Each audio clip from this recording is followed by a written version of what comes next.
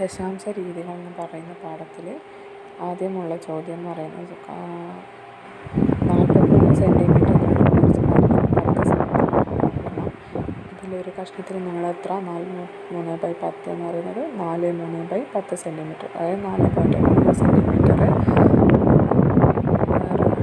439 metre നീളമുള്ള ചാർട്ടിന് 3 സമഭാഗമാക്കിയാൽ 439 metre. വേറെ 325/10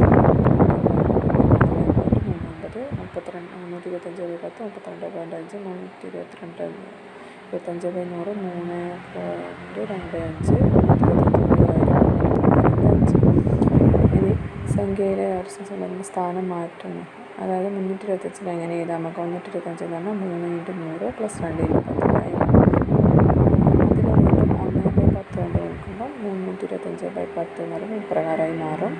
അപ്പോൾ അതിനാൽ പട്ടികപ്പെടുത്തിയിട്ട് 1.10 ഇതിനൊക്കെയാണ് മാറ്റം വരികയാണ് പറയുന്നത്. അതുപോലെ പട്ടിക പൂർത്തിയാക്കാനാണ് പറയുന്നത്. 4.7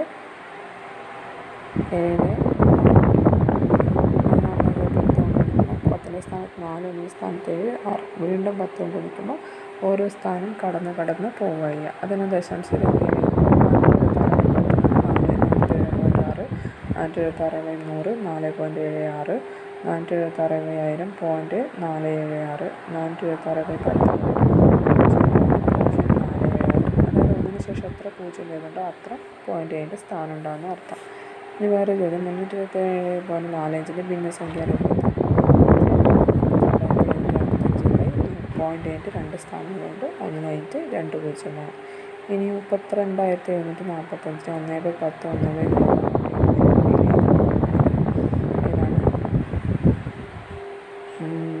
1/100 ഭാഗം.